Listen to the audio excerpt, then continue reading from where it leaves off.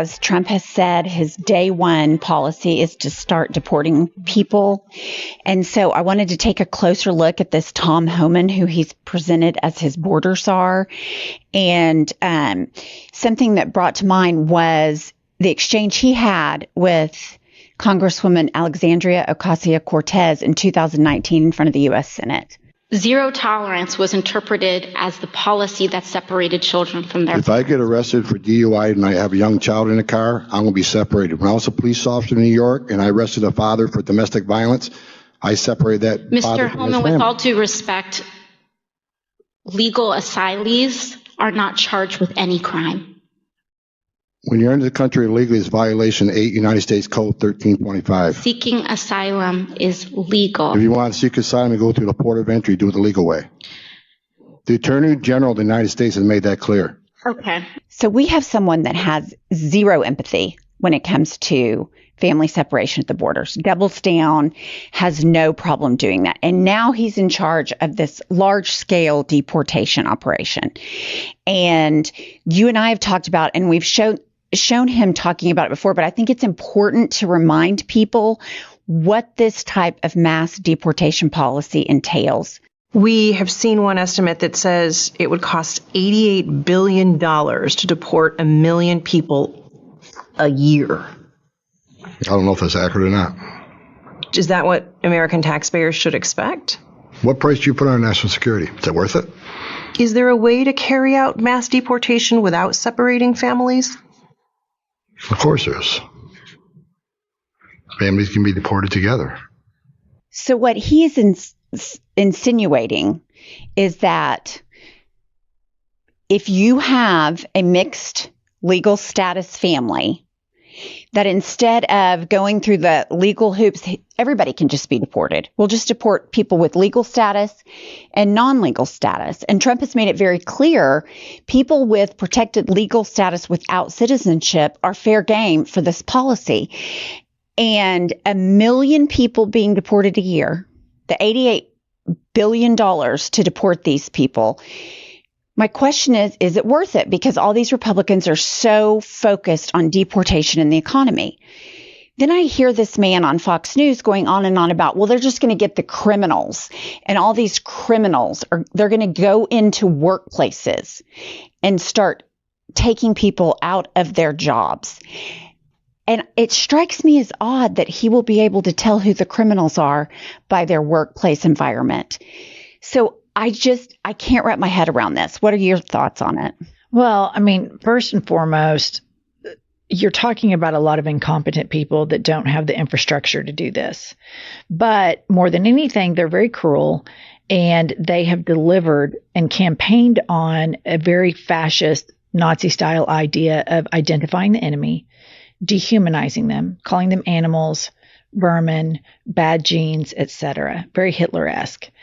And so once he's sworn in, I think there's going to be a show of something like this.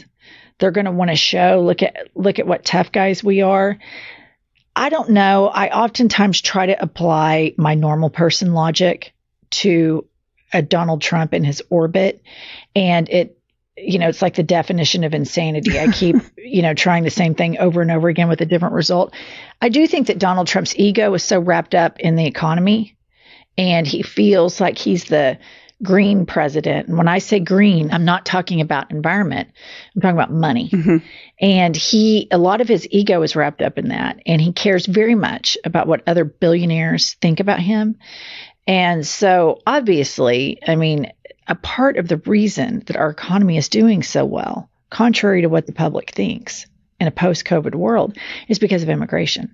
And that message didn't quite get out there because you have half the country that is very anti-immigration, including a lot of Latinos, surprisingly. Surprisingly. So, I mean, I think this guy's a nut. I think he's dangerous. He spent the last 2 years on really far crazy podcasts talking about a bunch of crazy shit.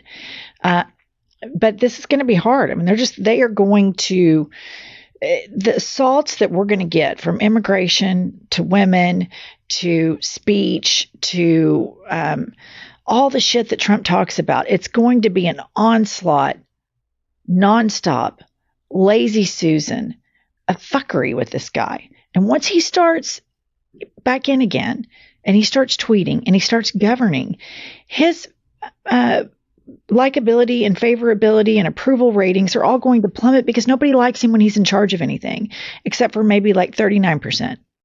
What's interesting about that is since he has been the president-elect, I have noticed the uptick in the commanding tweets. And you just kind of forget how he ran the country via his Twitter account. He didn't really have any policy ideas. It was just hateful rhetoric on Twitter. And we're already back there. A week later, we're already back. Here he goes. But another thing I wanted just to point out, because I think it's important, there are laws in the United States regarding deportation of people.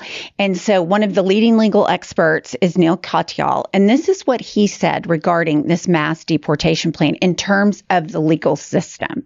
There are two big differences going forward in 2025. One is that the president looks like he's going to have the House and Senate also with him. And many of the times when the courts stop the president, and particularly President Trump, it's because he's doing something by unilateral executive action. Mm-hmm. And Justice Jackson, other justices have said when it's the president plus Congress together with legislation, then they defer to that more. And the second is, of course, the personnel of the court has changed even since 2020. You've got Justice Barrett replacing Justice Ginsburg, to take one notable example. Mm-hmm. So how does that play out in mass immigration? Well, I mean, Trump's plan is he says he's going to prioritize criminals for deportation. Honestly, if only he led by example, that'd be one thing. But what he's basing this on is this idea that the Alien Enemies Act of 1798 permits it. I do think the courts are going to protect us and protect the individuals. It requires a invasion or predatory incursion, which is very hard to say is going on. So in addition to, you've got in some industries up to 25% is illegal immigration. They're going to take them off the workforce. So that's economy. And then you've got housing. A stat that sticks out to me is 1.9 million people are incarcerated in the United States. What they're wanting to do is round up and mass deport 13 million. So they're going to have to get infrastructure for that.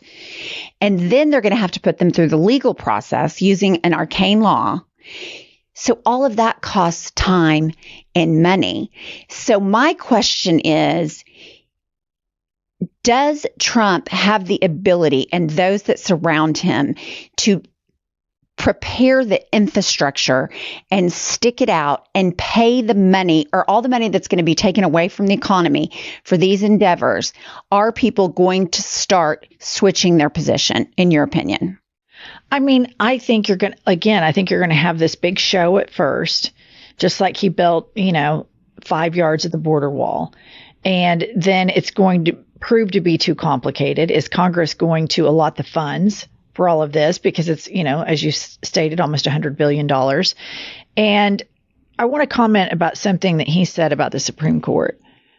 The Supreme Court is so compromised. Yes. If Brett Kavanaugh votes against Donald Trump will get on Twitter and he'll get on Truth Social and say, Brett Kavanaugh is disloyal. I killed all these investigations of all of these women that claimed that he sexually abused, and I helped him and he didn't help me. And he owns Brett Kavanaugh. He owns Alito, his wife, involved with all this random flag hobby of all this white nationalist stuff. Same with Clarence Thomas.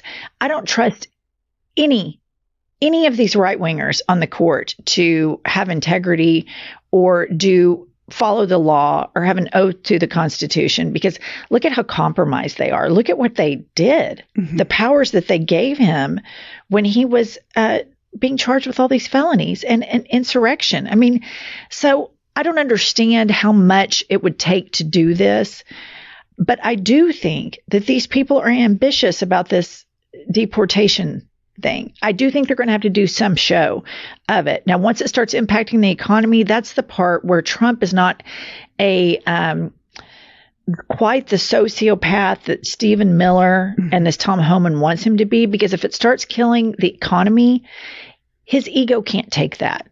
Because everybody could just get on Twitter and Truth and say, Donald Trump killed the market. Donald Trump killed the economy. And he'd be like, whoa, whoa, whoa.